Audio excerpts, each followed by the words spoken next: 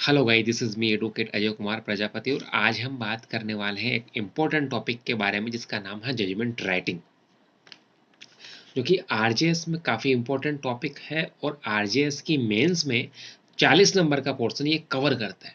हम आज इस पे क्यों बात करने जा रहे हैं? क्योंकि अभी कुछ दिनों पहले हॉनरेबल हाई कोर्ट ने कुछ डायरेक्शन दिए थे जिसके कारण जजमेंट राइटिंग का जो एक फॉर्मेट था उसमें काफ़ी चेंजेस आए हैं। मैं बात करने वाला हूँ आपसे क्रिमिनल में जजमेंट राइटिंग के बारे में कि इसमें क्या मेजर चेंजेस आए हैं और किस तरीके से हमें अपकमिंग एग्जाम्स में जजमेंट राइटिंग को डील करना होगा, वो मैं आपसे वन बाय वन बात करने जा रहा हूँ। ठीक, अगर हम जजमेंट राइटिंग लिखते थे तो हमें सबसे पहले कोर्ट का नाम देना होता था, प्रिजाइडिंग ऑफिसर का नाम देना रहता था और उसकी क्या डेजिग्नेशन वो हमें लिखनी रहती थी। ठीक, अब फिर सेकंड नंबर पे हमें लिखना होता है कि वो मैटर जो है, क्रिमिनल मैटर आपका कितना पुराना है। फॉर एग्जांपल 10 साल पुराना मैटर है तो आप लिख देंगे 10 वर्ष से अधिक अवधि पुराना प्रकरण। ये मैं हिंदी मीडियम की बात कर रहा हूँ क्योंकि हमारे जो सबॉर्डिनेट कोर्ट्स हैं उनके जजमेंट हिंदी में आते हैं। ठीक, तो हम लिख देंगे 10 वर्ष से अधिक अवधि पुराना प्रकरण।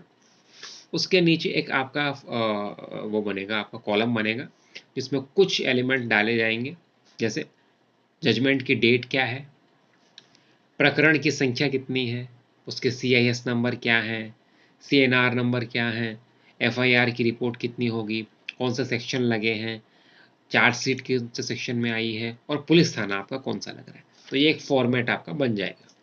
ठीक, ब्रैकेट बन जाएगा। फिर आपको लिखना है अभियोगी कौन है।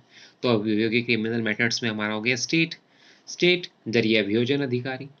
फिर लिखना उपस्थित कौन कौन हुए, तो आपको जो अभियोजन अधिकारी है उसका नाम लिख देना है। जो लर्नेड काउंसिल भी अगर उनको हेल्प कर रहे हैं तो लर्नेड काउंसिल का नाम हमें लिख देना। ठीक, फिर बनाम करके एक्यूज्ड आ जाएगा, एक्यूज के सारे डिटेल।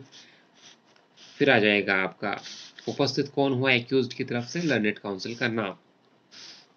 फिर आपका एक और ब्रैकेट बनेगा जिसमें आपको लिखनी होगी ऑफेंस की डेट कौन सी थी, कब आपने कंप्लेन प्रस्तुत करी, कब एफआईआर की रिपोर्ट बनी, आरोप चार्जशीट कौन सी डेट को प्रस्तुत हुआ, चार्ज कब सुनाया गया, कब एविडेंस स्टार्ट हुआ, कब जजमेंट को आपने रिजर्व रखा और कब आपने जजमेंट सुनाया।